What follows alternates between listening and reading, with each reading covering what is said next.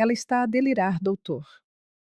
A voz da minha nora era um mel mentiroso, e ao meu lado, o meu filho concordava com o seu silêncio. O que eles não imaginavam era que, com uma única frase, eu faria os olhos daquele médico se voltarem para ela como a verdadeira criminosa. Eu estava ali, sentada naquela cadeira fria de consultório, e o meu coração martelava num ritmo dissonante que em nada se parecia com a arritmia que o médico anotava no processo. Era medo. Medo em estado bruto, visceral. Daqueles que sobem pela garganta e asfixiam a respiração. Os meus olhos vagueavam pela sala, procurando um ponto de foco que me ancorasse na realidade, mas tudo parecia girar numa dança lenta e turva, como se eu visse o mundo através de um vidro embaciado. Uma névoa densa pesava na minha mente, dificultando o raciocínio, e eu interrogava-me se seria apenas o nervosismo ou algo bem mais sinistro. A avaliação para atestar a minha sanidade mental estava prestes a começar. O objetivo deles era claro: declarar-me incapaz, uma velha senil, incompetente para gerir a própria vida. Antes de prosseguir com a história que virou o meu mundo de cabeça para baixo, diga-me nos comentários de que cidade me acompanha e se alguma vez presenciou algo semelhante com alguém da sua família. E não se esqueça de subscrever o canal para não perder o desenlace de histórias como esta, porque acredite, o que se segue vai chocá-lo tanto quanto me chocou a mim. Vanessa, a minha nora, estava sentada ao meu lado. Eu sentia o calor da sua mão sobre a minha, num aperto que, para um observador externo, pareceria um gesto de carinho, talvez até de proteção. Mas eu sentia a verdade nos seus dedos, que se cravavam com uma força desproporcional ao sorriso adocicado que ela mantinha no rosto. Os seus olhos brilhavam com uma expectativa que me arrepiava, uma ansiedade mal disfarçada que eu já não conseguia ignorar. Era como se ela contasse os segundos para que o veredito fosse proferido, o veredito que ela mesma escrevera.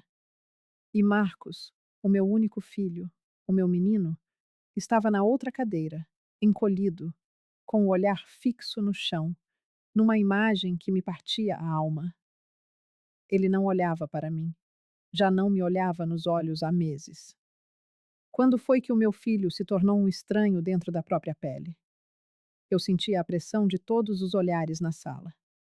O médico, um homem de meia idade com o ar cansado de quem já viu de tudo, folheava o meu processo com uma expressão neutra, mas eu sabia o que estava escrito ali. Sabia as sementes que Vanessa tinha plantado naquelas páginas. Esquecimentos frequentes, confusão mental, dificuldade em administrar as próprias finanças, tonturas constantes. Cada sintoma, uma peça cuidadosamente documentada. Cada observação, uma gota de veneno a pintar o retrato de uma mulher que não existia, ou que só existia porque alguém decidiu criá-la. A humilhação era uma dor que feria a alma. 72 anos de vida, 40 deles dedicados à farmácia, a cuidar da saúde dos outros, a entender de medicamentos e do corpo humano de uma forma que poucos conseguem. E ali estava eu, a ser tratada como uma criança, um fardo, alguém que precisava de tutela, controlo e silêncio. Era uma afronta a tudo o que eu era, a tudo o que construí com as minhas próprias mãos. E o pior era lembrar-me de Marcos com 6 anos, a arder numa febre que não cedia. Lembro-me de vender a única joia de valor que o meu pai me deixara, um broche de esmeraldas da minha avó, para pagar o melhor especialista da cidade. Filo sem hesitar um segundo, porque o meu filho valia qualquer sacrifício. E ali estava eu, décadas depois, sentada naquele consultório frio, a ser sacrificada por esse mesmo filho, que permitia que a sua mulher me visse como um mero obstáculo entre eles e a minha herança. Mas estou a adiantar-me. Deixe-me recuar um pouco, porque é preciso que entenda como chegamos a este ponto. Como uma mulher que passou a vida a cuidar, que criou um filho sozinha após a morte do marido, que nunca pediu nada além de respeito, acabou a lutar para provar que ainda era dona de si. A teia não foi tecida de um dia para o outro. Vanessa foi inteligente e, por isso mesmo, mais cruel. Construiu a sua armadilha fio a fio, de forma tão subtil que só me dei conta quando já estava presa. Hoje, a clareza é dolorosa, mas na altura. Ah, na altura eu estava cega pela necessidade patética que temos de acreditar que a nossa família nos ama. Começou com a oferta para ajudar com as minhas finanças. Eu acabara de fazer 70 anos e Vanessa surgiu com aquele sorriso largo. Sogra, a senhora trabalhou a vida inteira. Está na hora de descansar. Deixe que eu cuido dessas coisas chatas dos bancos e das contas. E eu, na minha carência, achei o gesto maravilhoso. Pensei ter encontrado a filha que nunca tive. Marcos sempre fora aliado das coisas práticas. E eu vi na oferta de Vanessa a atenção que o meu próprio filho não me dava. Era o carinho que eu ansiava, ou pelo menos era nisso que eu queria acreditar. Lembro-me da primeira vez que o controlo começou a escapar-me por entre os dedos. Eu estava à mesa a preencher um cheque para o senhor Joaquim, o jardineiro. A minha mão tremia um pouco. A artrite já cobrava o seu preço. Vanessa parou atrás de mim e, com um sorriso que na altura me pareceu doce, tirou-me a caneta da mão. Sogra, a sua letra está tão tremida. Deixe que eu preencho, para não haver problemas no banco. E assim, num gesto aparentemente inofensivo, o poder começou a mudar de mãos. Eu deixei. Pior, eu agradeci. Se eu soubesse, naquele exato momento, o que aquilo significava, teria arrancado a caneta da mão dela com a fúria de quem defende a própria vida. Mas nós nunca sabemos, pois não? O desrespeito foi se acumulando em pequenas doses. Comentários sobre a minha casa, tão antiga, sobre as minhas cortinas, tão ultrapassadas, sobre as minhas roupas, sobre a necessidade de me modernizar. No início, eu tentava levar na brincadeira, mas com o tempo, as palavras dela começaram a corroer a minha autoestima. Era como se a minha vida inteira, as minhas memórias, fossem apenas lixo velho a ser descartado. Quando eu contava uma história de família, ela interrompia-me com uma impaciência mal disfarçada. Ah, sogra, essa história outra vez? E ria, mas o seu riso era puro deboche. E Marcos? Marcos ria com ela. Um riso frouxo, sem graça, mas cúmplice. Ele nunca me defendeu. E eu, no silêncio do meu quarto, dizia a mim mesma: são jovens, Carla. É a diferença de gerações. Estás a ser sensível demais. Então, a pressão financeira tornou-se explícita. Vanessa começou a pedir dinheiro, ou melhor, a exigi-lo, sempre com o pretexto de ser um investimento para o futuro deles. Sogra, precisamos de um adiantamento da herança para o apartamento novo. E eu cedia. Vendi o terreno na praia, as economias de uma vida. O dinheiro que era para a minha velhice escorria por entre os meus dedos, e o meu amor cego de mãe encontrava sempre uma justificação para a ganância deles. O pior, no entanto, foi a minha saúde. Eu, que sempre fora forte, comecei a sentir tonturas constantes.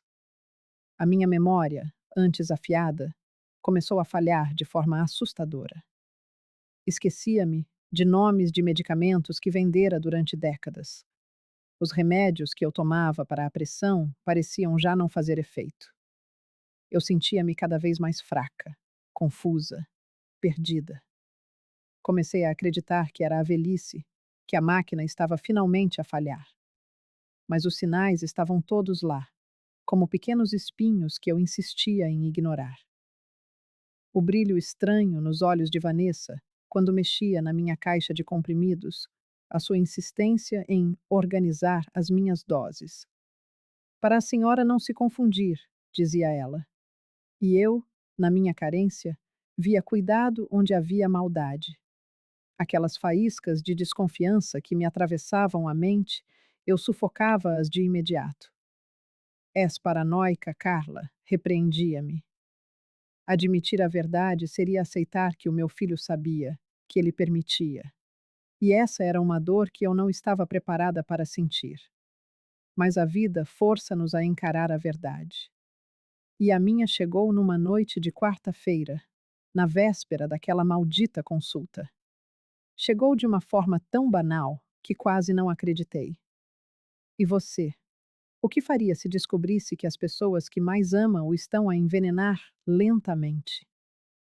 E se você descobrisse que cada gesto de carinho era uma farsa? Que cada sorriso escondia uma máscara?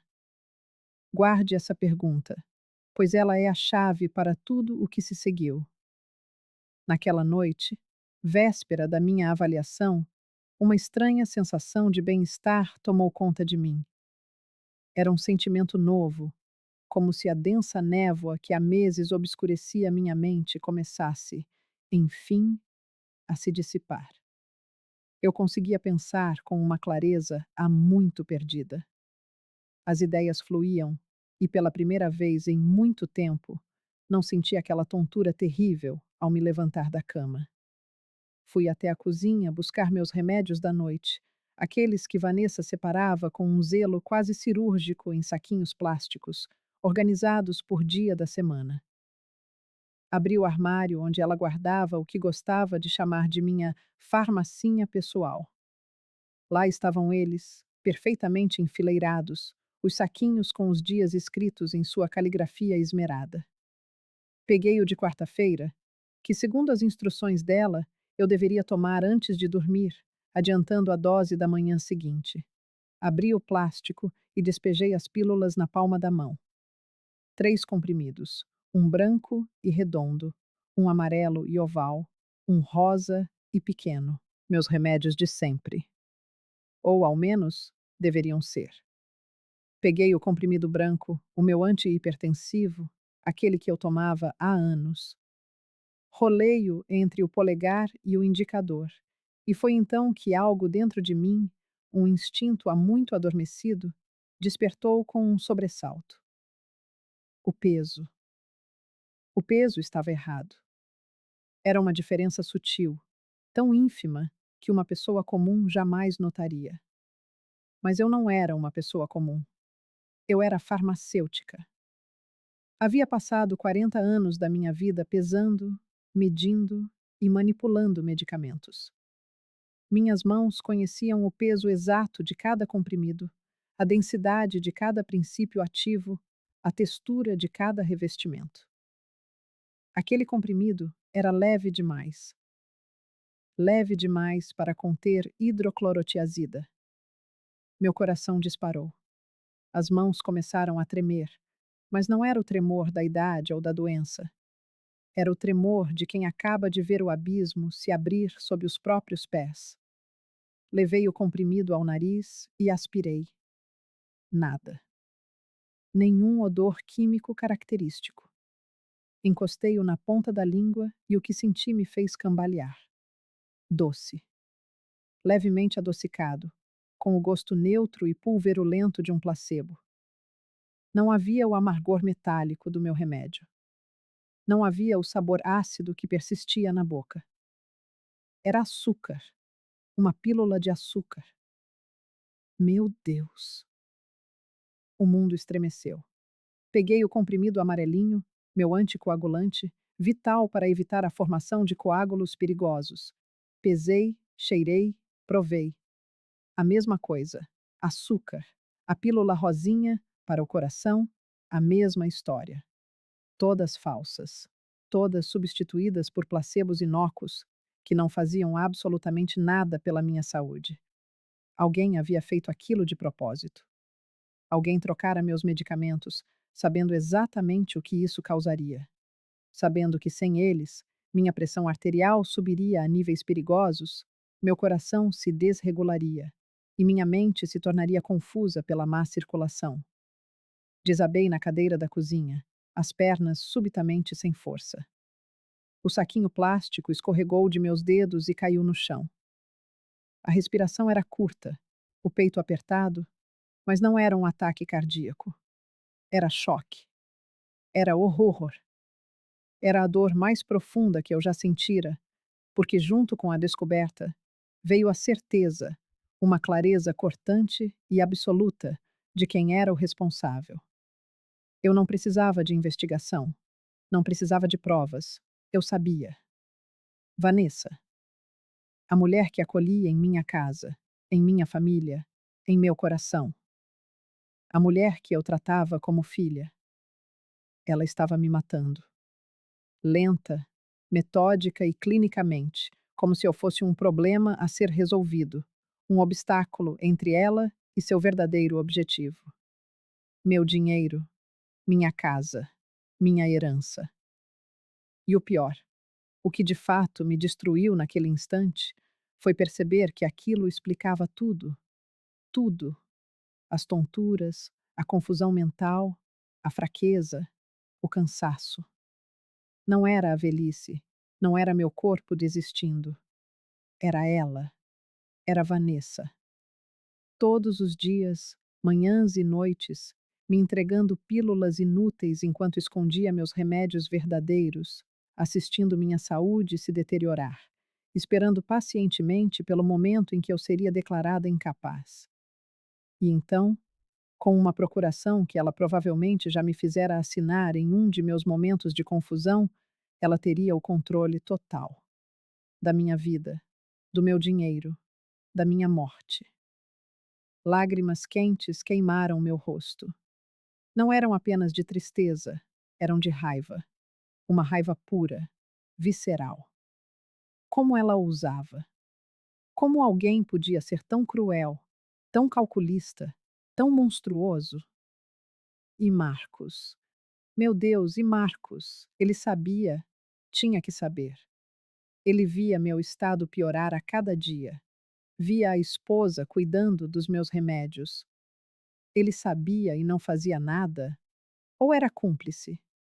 Qual das opções doía mais? Eu já não sabia dizer. Fiquei ali, sentada, não sei por quanto tempo, segurando aquelas pílulas falsas, sentindo o peso da traição me esmagar. Era como se todos os anos de sacrifício, todo o amor que eu dei, todas as noites em claro cuidando dele quando era criança, tivessem sido reduzidos a nada. Eu não valia nada para eles. Ou melhor, eu valia exatamente o que estava na minha conta bancária e na escritura da minha casa. Mas então, em meio àquela dor, no fundo daquele poço de desespero, algo mudou. Algo que estava adormecido, sufocado por um amor materno cego, começou a despertar. Era uma chama pequena, a princípio, mas que foi crescendo, alimentada pela fúria, pela indignação, pela sede de justiça. A Carla ingênua, que acreditava na bondade das pessoas, que minimizava os sinais e se contentava com migalhas de afeto, essa Carla morreu ali, naquela cozinha. Em seu lugar, renasceu a verdadeira Carla. A farmacêutica, a profissional, a mulher que sobreviveu a 40 anos de trabalho duro, que criou um filho sozinha e que enfrentou a morte do marido e continuou de pé. A mulher que não se deixaria destruir sem lutar. Enxuguei as lágrimas com as costas da mão e respirei fundo. Minha mente, livre da névoa, operava com uma precisão assustadora. Eu era farmacêutica. Eu entendia de medicamentos, de provas, e tinha em minhas mãos a evidência física da tentativa de me incapacitar. Mas eu não podia simplesmente confrontá-los. Vanessa negaria. Diria que eu estava confusa, delirando. Mais uma prova da minha senilidade. Marcos ficaria ao lado dela. O médico que me avaliaria amanhã acreditaria nela. Eu precisava ser mais inteligente, usar a armadilha deles contra eles mesmos. Levantei-me, as pernas ainda trêmulas, mas firmes, e fui até o armário. Comecei a vasculhar. Ela não teria jogado fora os remédios verdadeiros. Seria arriscado. Estariam escondidos. Abri gavetas, procurei atrás das panelas. Então, encontrei. No fundo do armário de vassouras, dentro de uma caixa de sapatos velha, estavam todas as cartelas dos meus medicamentos reais, intactas. Ela simplesmente parara de me dá-los. Peguei uma cartela de cada e guardei no bolso do roupão. Peguei também alguns dos comprimidos falsos e os coloquei em um saquinho separado. Evidências. Eu precisava de evidências irrefutáveis. E então, o plano começou a se formar. A avaliação era amanhã. Vanessa esperava que eu chegasse lá confusa, fraca. Esperava que o médico assinasse o laudo que me declararia incompetente. Mas e se eu fizesse o oposto? E se eu chegasse lúcida, clara, e apresentasse as provas na frente de todos? Não, ainda não era o suficiente. Eu precisava de testemunhas, de autoridade. Foi quando me lembrei do Dr. Carlos, meu colega de faculdade, um homem brilhante que, após se formar em farmácia, tornara-se delegado da Polícia Civil. Havíamos perdido o contato, mas eu sabia de sua reputação. Íntegro, respeitado. Se alguém podia me ajudar, era ele. Olhei para o relógio. 00:15. Tarde para ligar, mas não para uma mensagem. Peguei meu celular antigo e procurei seu número. Meus dedos tremiam, mas a mensagem saiu clara. Carlos, sou a Carla, turma de 82. Preciso de ajuda urgente. Vítima de fraude familiar grave, com substituição de medicamentos. Amanhã tenho avaliação médica na clínica do Dr. Silveira, às 10 horas. Posso contar com você? É questão de vida ou morte, literalmente. Enviei. O tempo se arrastou. 5, 10, 15 minutos. Eu já perdi a esperança quando o telefone vibrou. Carla, que história é essa? Pode me ligar agora? Liguei. E pela primeira vez em meses, talvez anos, contei toda a verdade a alguém. A voz dele do outro lado da linha era séria, profissional, mas carregada de indignação. Carla, isso é tentativa de estelionato, abuso de incapaz e, dependendo do seu quadro, pode ser enquadrado como tentativa de homicídio. Você tem as provas físicas? Confirmei que sim. Ótimo. Estarei na clínica amanhã às 10:30, a paisana. Não deixe transparecer que você descobriu. Haja normalmente, ou até mais confusa do que o usual. Nós vamos pegá-la em flagrante. Desliguei, e pela primeira vez naquela noite horrível, senti esperança. Eu não estava sozinha. Tinha provas, um aliado e, o mais importante, minha mente de volta. Aquela lucidez era libertadora. E eu entendi que as pílulas de açúcar haviam roubado mais do que minha saúde. Tinham me roubado a capacidade de me defender. Mas agora eu via tudo, com uma clareza cristalina e dolorosa. Voltei para o quarto e guardei as provas na bolsa que levaria para a consulta. Tomei uma pílula verdadeira do meu anti-hipertensivo, recuperada do esconderijo. Deitei, mas não dormi. Fiquei revivendo os últimos meses sob essa nova luz. Cada gesto prestativo de Vanessa, cada papel que ela me pedia para assinar, cada olhar impaciente de Marcos. Tudo parte de um plano frio para me anular. E o que me deixava mais furiosa não era a crueldade, era a arrogância. A certeza de que eu jamais descobriria, de que eu era apenas uma velha senil. Eles me subestimaram. Esqueceram que eu não era uma velha qualquer. Eu era uma profissional da saúde. Eu tinha conhecimento, experiência e agora, um propósito que queimava em meu peito como fogo: justiça. Quando o sol nasceu, eu já estava de pé, vestida e maquiada. Olhei meu reflexo no espelho e quase não me reconheci. Os olhos claros e determinados, a postura ereta. Eu parecia 10 anos mais jovem. Parecia eu mesma novamente. Hoje, eu disse para a mulher no espelho, hoje, você recupera a sua vida. Desci para o café. Vanessa já estava lá, com aquele sorriso que agora eu via como a máscara que era. Bom dia, mãe. Dormiu bem? Hoje é o grande dia, a avaliação. Seus olhos brilhavam com uma expectativa que me nauseava. Forcei um sorriso fraco. Encolhi os ombros, deixei a voz sair trêmula. Bom dia, querida. Que dia é hoje mesmo? Minha cabeça está tão confusa. Vi o brilho de satisfação em seus olhos. Ela acreditou. Acreditou que a névoa ainda me envolvia. Mal sabia ela que a tempestade estava prestes a começar. Marcos apareceu logo depois, evitando meu olhar. Sentei-me à mesa e, com gestos deliberadamente descuidados, fingi tomar os comprimidos que ela me deu, escondendo-os na mão para descartá-los depois. No caminho para a clínica, Vanessa falava sem parar sobre como a avaliação seria boa para mim, como tudo ficaria mais fácil depois. Código para. Depois que eu tomar o controle de tudo. Marcos dirigia em silêncio, os nós dos dedos brancos no volante. O que se passava em sua mente? Remorso? Ou apenas a ansiedade antes do golpe final? Seria alívio, a simples certeza de que o fim daquele pesadelo lhe daria o dinheiro de que tanto precisava. Pela janela do carro, as ruas da minha cidade desfilavam numa torrente de memórias. A minha cidade. Onde vivi uma vida inteira. Criei o meu filho. Trabalhei durante décadas. E agora, aos 72 anos, rumava para uma batalha pela minha liberdade, pela minha dignidade, pela minha própria vida.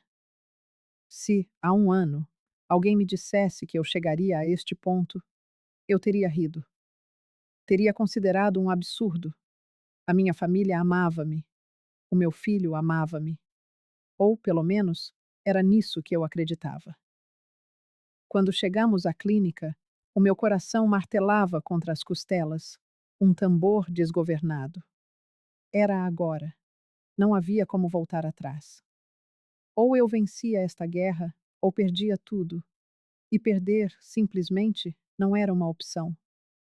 Naquele momento, eu pensei: quantas pessoas como eu são silenciadas todos os dias?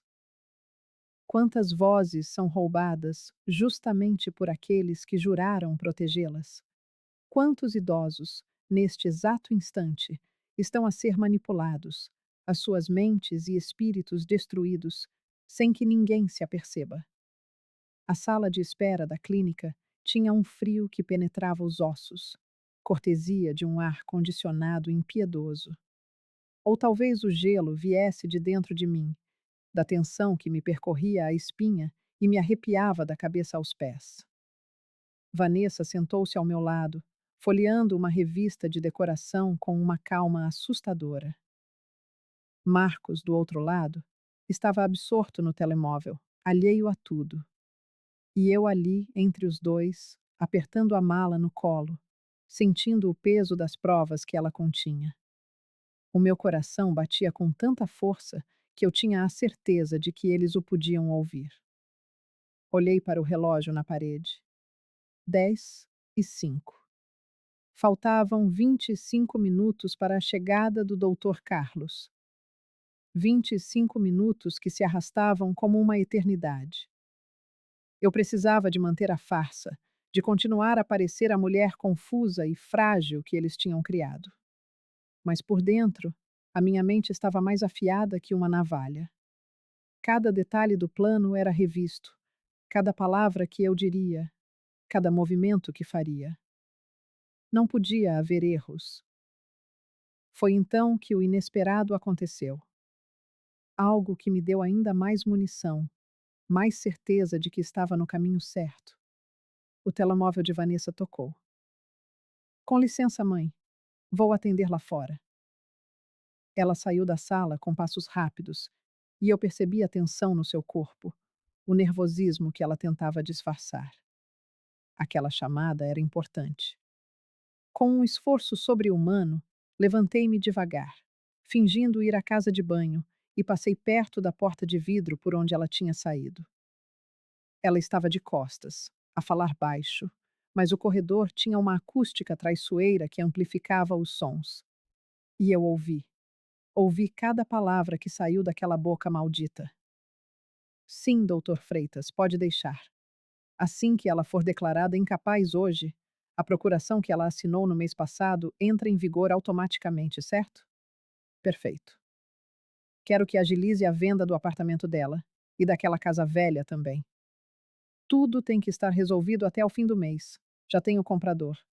Não, não se preocupe. O filho é um banana. Não vai criar problema nenhum. Ele faz o que eu mando. A minha mão tremeu, mas não de fraqueza. Era de raiva.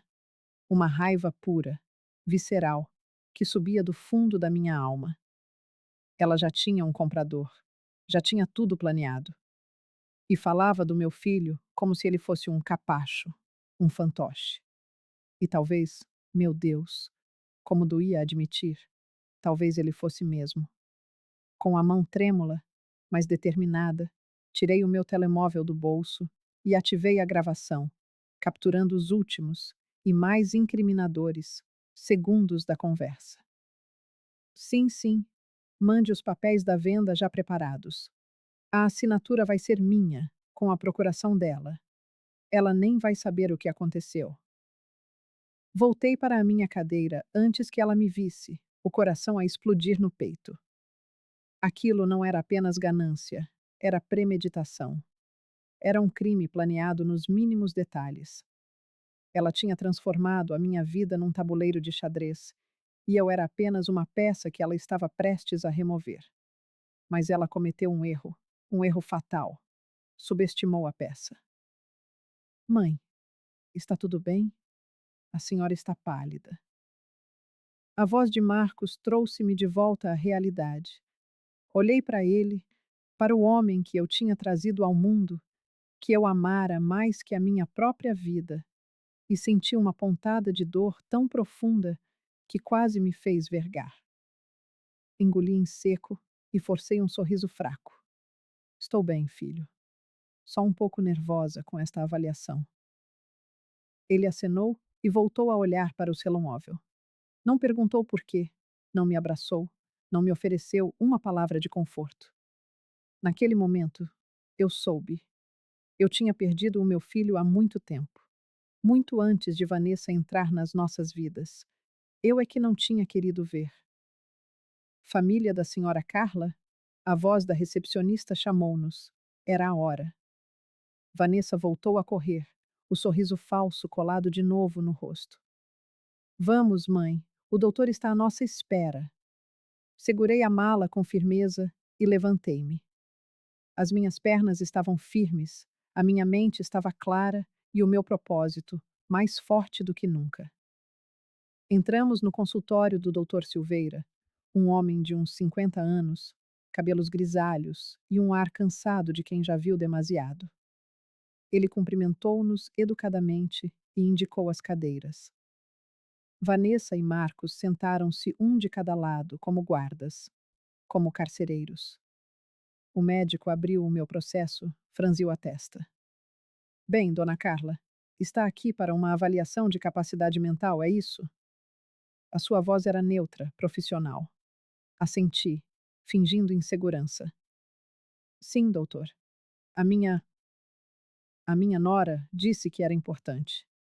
A senhora tem sentido confusão? Esquecimentos frequentes? Antes que eu pudesse responder, Vanessa interrompeu. Doutor, a mãe tem andado muito esquecida. Outro dia, nem se lembrava do dia da semana. Esquece-se de tomar os remédios. Estamos muito preocupados. O tom era de uma preocupação tão falsa que me deu vontade de arrancar aquele sorriso da cara dela. O médico acenou. Entendo. Vamos fazer uns testes simples, dona Carla. Pode dizer-me que dia é hoje? Quarta-feira, respondi, com uma voz ligeiramente hesitante. E a data completa? Fiz uma pausa, como se procurasse a resposta num abismo. 28 de maio? Vanessa interveio de novo, abanando a cabeça com uma expressão de pena teatral. Vê, doutor, está sempre assim. O médico continuou com as perguntas padrão. Eu respondia com uma hesitação calculada, fazendo cada resposta parecer um esforço monumental. Vi o médico a trocar um olhar com Vanessa. Vi a satisfação nos olhos dela. Ela achava que estava a vencer. Mas então, respirei fundo. Olhei para o relógio. 10h28. Faltavam 2 minutos para o delegado Carlos chegar, mas eu não podia esperar mais. O fogo no meu peito ardia demasiado. Com uma calma que me surpreendeu a mim mesma, levantei a mão. Doutor, com licença. Antes de continuarmos, eu gostaria de lhe mostrar uma coisa. É muito importante. O doutor Silveira parou, a caneta suspensa no ar. Vanessa enrijeceu-se na cadeira.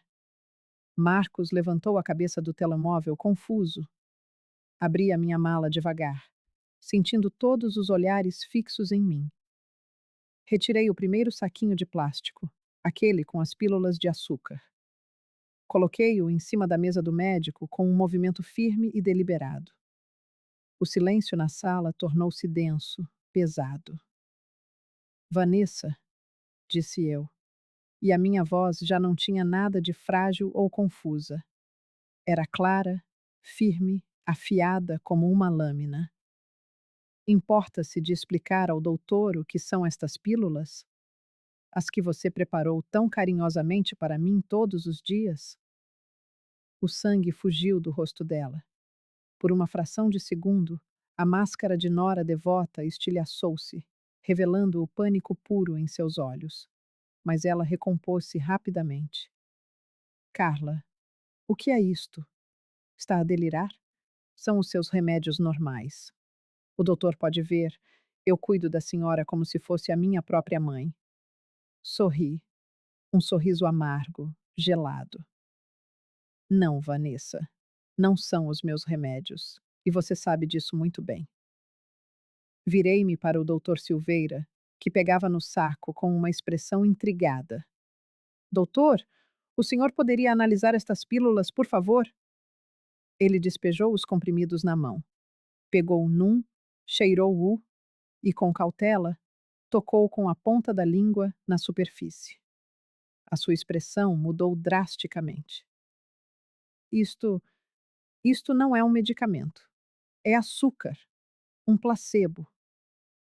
Ele olhou para mim, depois para Vanessa, a voz carregada de incredulidade. Quem preparou isto? Ela, respondi, apontando. Ela troca os meus medicamentos verdadeiros, por isto há meses.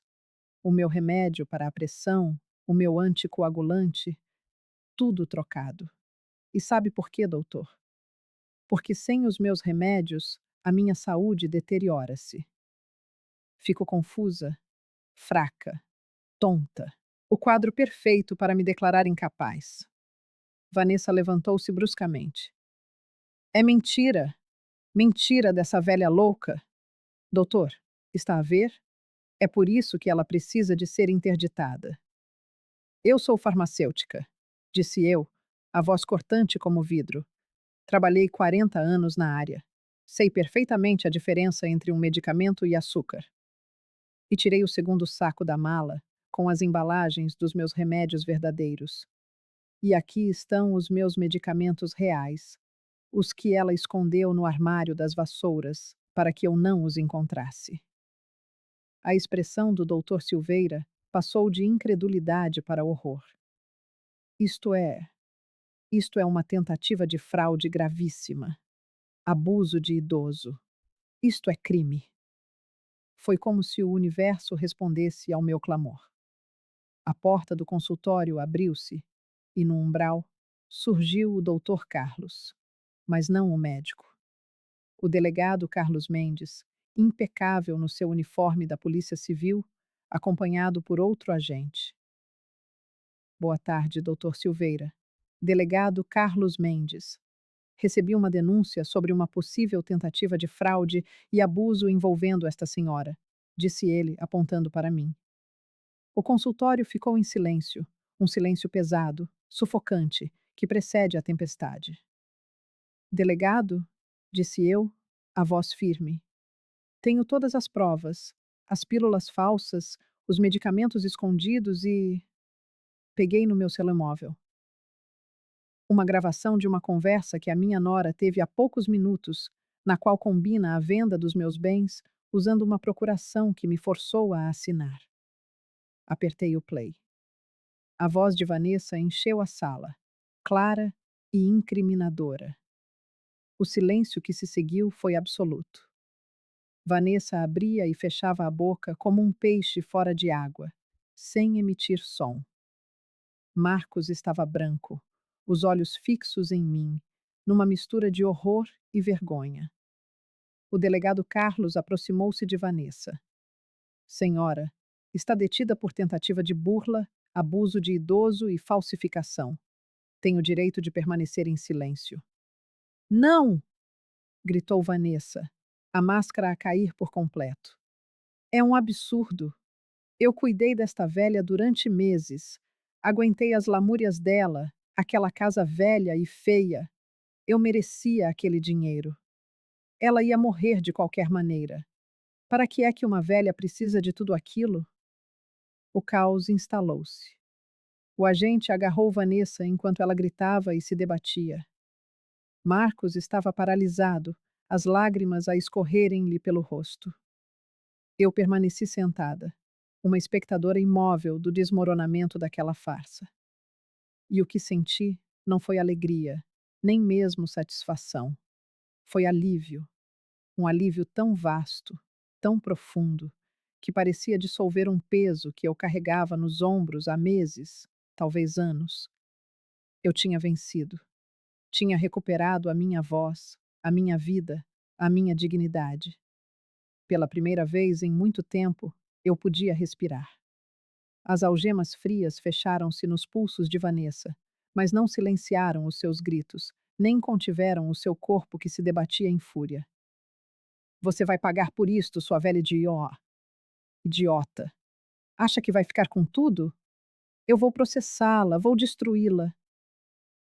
Você já tentou destruir-me? Respondi, com a voz surpreendentemente calma, quase suave. E falhou? Porque se esqueceu de algo crucial, Vanessa. Esqueceu-se que eu não sou apenas uma velha. Sou uma mulher que batalhou a vida inteira. Sou uma profissional, uma mãe. E eu não ia permitir que me tirasse tudo sem lutar. Levaram-na para fora, e os seus gritos foram ecoando pelo corredor até se extinguirem. O silêncio que se instalou no consultório era diferente. Era o silêncio do depois, da batalha vencida, um alívio denso, tingido de tristeza. Marcos permanecia imóvel, uma estátua de dor, com o rosto banhado em lágrimas. Tentou dar um passo na minha direção, a voz a sair-lhe quebrada, desesperada. Mãe, mãe, eu não sabia. Juro que não sabia que ela estava a fazer isto.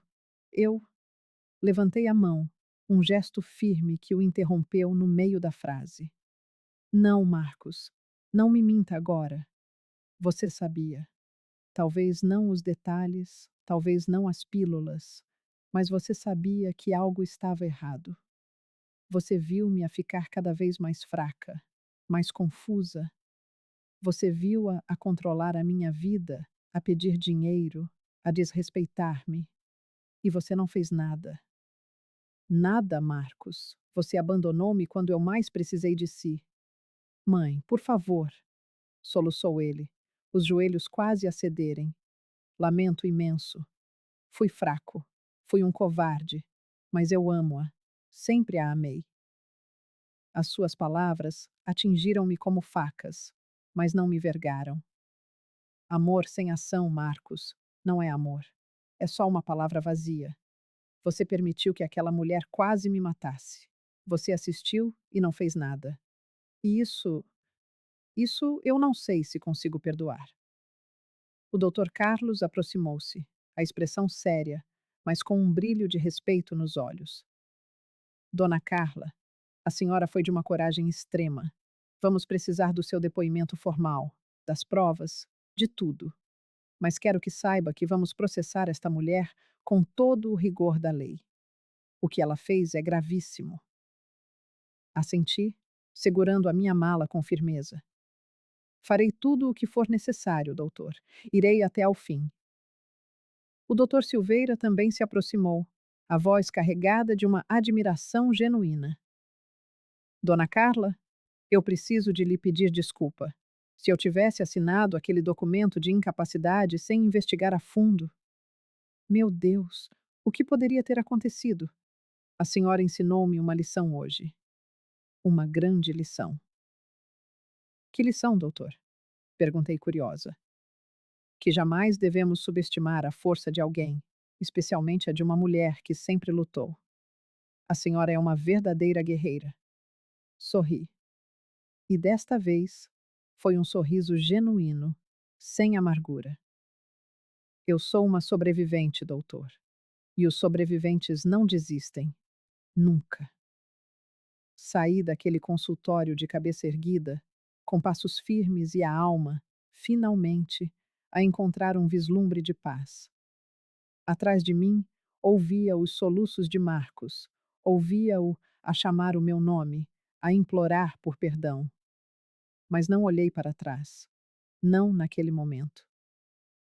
Porque eu tinha aprendido a lição mais importante de todas. Antes de salvar quem quer que seja, eu precisava de me salvar a mim mesma. Os dias que se seguiram àquele confronto dissolveram-se numa névoa de formalidades, papelada e depoimentos. Houve muitas lágrimas, mas não eram de fraqueza. Eram lágrimas de libertação, de alívio. O tipo de choro que surge quando finalmente soltamos um peso que nos esmagava por dentro há tempo demais. Pela janela da clínica, observei a viatura da polícia afastar-se, levando Vanessa e as suas ameaças. Senti uma paz estranha, uma calma que não visitava a minha alma há meses. O Dr. Carlos ficou comigo durante o resto da tarde, anotando cada detalhe, reunindo cada prova. Estava a construir um caso que, segundo ele, era dos mais sólidos que já tinha visto. A gravação da chamada, as pílulas falsas, os medicamentos verdadeiros escondidos, o rasto da manipulação financeira, tudo se encaixava na perfeição. Dona Carla, disse-me ele, enquanto tomávamos um café na lanchonete ao lado. A senhora salvou a sua própria vida hoje. Se tivesse esperado mais uns dias, mais umas semanas, nem quero pensar. A sua pressão, descontrolada, o seu coração, sem a medicação correta, poderiam ter sido fatais. Engoli em seco, sentindo o peso daquelas palavras. Eu tinha estado tão perto de perder tudo. A minha saúde, a minha autonomia, a minha vida. E tudo friamente planeado por alguém que eu acolhera como família. Marcos tentou procurar-me nesse mesmo dia, mas pedi ao Dr. Carlos que lhe dissesse que eu não estava pronta para falar. Talvez nunca estivesse. A traição dele era diferente da de Vanessa. A dela provocava uma raiva pura, mas a de Marcos. Ah, a de Marcos era uma dor visceral, um veneno lento que corroía por dentro, porque vinha da fonte do maior amor da minha vida: o meu filho. O bebê que embalei nos braços, o rapaz a quem curei febres e pesadelos, o homem que ajudei a formar. E ele tinha me abandonado. Tinha assistido à minha destruição em câmara lenta. Com a ajuda do Dr. Carlos e de um advogado excepcional que ele me indicou, o Dr. Henrique, comecei a remetre a minha vida nos eixos. O primeiro passo foi desmantelar a teia de aranha legal que Vanessa havia tecido. Descobrimos 3 procurações que eu nem me lembrava de ter assinado, aproveitando-se dos meus momentos de maior confusão. Todas foram anuladas judicialmente. As minhas contas foram protegidas, as senhas alteradas. Um novo contabilista revelou algo ainda mais chocante. Vanessa tinha desviado quase R$ 200.000 ao longo de 18 meses. Pequenas quantias, transferências dissimuladas, compras feitas em meu nome. Tudo documentado, tudo rastreável. A minha mente, que eu julgava perdida para a velhice, recuperou a clareza. Não era demência, era sabotagem. Livre daquela névoa artificial, senti-me a renascer. Marcos ligou dezenas de vezes, mandou mensagens, apareceu à minha porta, mas não o recebi. A minha terapeuta, a doutora Beatriz, ajudou-me a entender que eu tinha o direito de me proteger. Carla, disse ela, o amor materno não significa autoanulação. Você tem o direito de exigir respeito. E se não o recebe, tem o direito de se afastar. Aquelas palavras libertaram-me de uma culpa que eu nem sabia que carregava. A falha não tinha sido minha, tinha sido dele. O processo contra Vanessa avançou rapidamente. A gravação da chamada destruiu qualquer defesa. Foi condenada a 4 anos de prisão por burla, abuso de idosos e apropriação indevida. Não foi uma sentença longa, mas foi justa. Foi o reconhecimento oficial de que eu era a vítima, de que a minha dor era real. Recuperamos parte do dinheiro e doei metade a uma associação de proteção aos idosos, transformando a dor em ajuda. 3 meses depois daquele dia, Marcos conseguiu finalmente falar comigo. Apareceu à minha porta com os meus netos. Clara e Pedro, os meus tesouros. Ao ver aqueles rostinhos, o meu coração, que se tornara uma fortaleza, cedeu. Abracei as crianças com toda a força e só depois olhei para o meu filho. Ele parecia um homem quebrado, envelhecido uma década, e chorava como eu nunca o vira chorar. Mãe, disse ele com a voz embargada, não tenho palavras, não tenho desculpas. Fui o pior filho do mundo. Eu abandonei-a, traí-a, e vou carregar isto para o resto da minha vida. Ele contou-me que se tinha divorciado, que tinha perdido o emprego, que a sua vida se tinha desmoronado. E eu mereço cada segundo disto, concluiu. Respirei fundo, sentindo a dor familiar apertar-me o peito. Marcos, eu amo-o. Isso nunca vai mudar. Mas amor e confiança são coisas diferentes. O amor existe, mas a confiança, essa foi quebrada. Precisa de ser reconstruída, tijolo por tijolo. E isso leva tempo, muito tempo. Ele acenou, prometendo que passaria o resto da vida a tentar ser o filho que eu merecia. Não o faças por mim, respondi, tocando-lhe o rosto com cuidado. Falo por ti. E, acima de tudo, pelos teus filhos. Eles precisam de um pai forte e honesto. Passou-se um ano desde aquele dia fatídico, um ano inteiro. E quando olho para trás, mal reconheço a mulher que era. Aquela Carla frágil, vulnerável, que mendigava por migalhas de afeto, essa mulher morreu naquele consultório. E das suas cinzas renasceu outra, mais forte, mais sábia, mais inteira. A minha casa é agora o meu santuário. Pintei as paredes com cores vivas e transformei um quarto num ateliê. Voltei a pintar, um passatempo que tinha abandonado há décadas. As minhas telas, agora, transbordam de cores fortes, de emoções cruas. Retomei a minha vida social com uma intensidade que me surpreende. Fiz novas amizades, inscrevi-me num curso de História da Arte. Estas novas amigas veem-me como a Carla, não como a vítima. As visitas de Marcos com os netos tornaram-se regulares. A nossa relação é cautelosa, um terreno que ambos pisamos com cuidado. A confiança ainda é uma semente frágil, mas o amor, esse amor complexo de mãe e filho, persiste. Aprendi que a bondade e a sabedoria podem andar juntas, que eu posso ser generosa sem nunca mais ser tola. Hoje, dedico meu tempo ao trabalho voluntário na Associação de Direitos dos Idosos.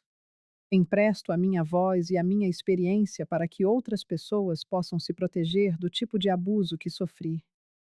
Nas palestras que dou, eu conto a minha história e aponto os sinais de alerta que um dia eu mesma ignorei. E em cada rosto onde vejo a centelha do reconhecimento, em cada pessoa que me procura depois para dizer: Você me ajudou a enxergar o que estava acontecendo comigo, eu sinto que a minha dor encontrou um propósito. Minha saúde está melhor do que esteve em anos. E não falo apenas do corpo. É uma cura que transcende o físico, alcançando a mente, a alma. Eu me curei de dentro para fora. Aos 73 anos, sinto-me mais viva do que aos 60, mais plena do que aos 50, porque pela primeira vez em muito tempo estou vivendo por mim. Não para ser a mãe perfeita, a sogra querida, ou para agradar a quem quer que seja. Apenas para ser eu mesma. E descobri que gosto imensamente de quem eu sou. Marcos me visita toda semana com as crianças. Estamos reconstruindo nossa relação, tijolo por tijolo, com um cuidado imenso, muita conversa e, da parte dele, muita terapia. Ele finalmente buscou ajuda para entender como se deixou manipular, como perdeu a si mesmo no processo. Eu vejo seu progresso. É lento, mas é real. Não sei se um dia voltaremos a ser o que éramos. Acho que não. Aquela versão de nós morreu, mas estamos erguendo algo novo, algo diferente, mais maduro e, acima de tudo, mais honesto. Quanto a Vanessa, ela cumpre sua pena. Soube por terceiros que ela tenta, insistentemente, me contatar da prisão. Envia cartas, pede visitas, alega arrependimento. Eu não respondo, não visito e não irei. Aquele capítulo da minha vida está definitivamente encerrado. Para ela, não reservo meu perdão, nem minha raiva. Para ela, reservei o único sentimento que a desarma por completo: a minha indiferença. Descobri que esta é a vingança mais poderosa, a de não lhe conceder mais nenhum poder sobre a minha paz. Sentada aqui na minha varanda, neste final de tarde dourado, com uma xícara de chá aquecendo minhas mãos e a melodia dos pássaros no jardim, eu reflito sobre toda a jornada. A dor foi imensa, a traição devastadora. Mas foi dessa dor que floresceu a minha força. Foi da traição que aprendi a me valorizar.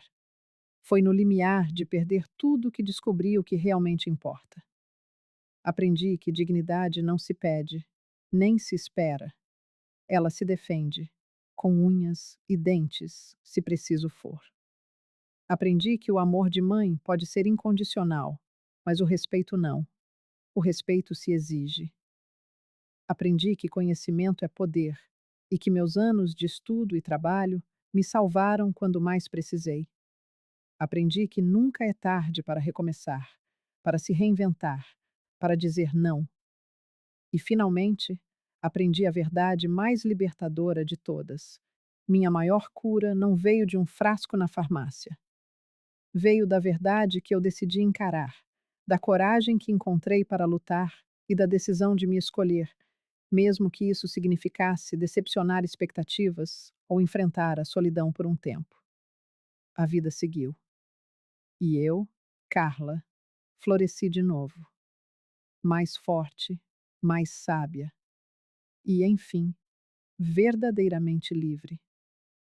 É uma liberdade que carrega cicatrizes, sim, mas são marcas que ostento com orgulho, pois me lembram a cada dia que eu sobrevivi, que eu venci, que me recusei a ser silenciada. Olho para o horizonte, para o sol que se põe em tons de laranja e rosa, e sorrio. Não é um sorriso amargo, é um sorriso de paz, de quem atravessou o fogo e descobriu que não era feita de cinzas, mas de resiliência, de quem entendeu que amar os outros é lindo, mas amar a si mesma é vital.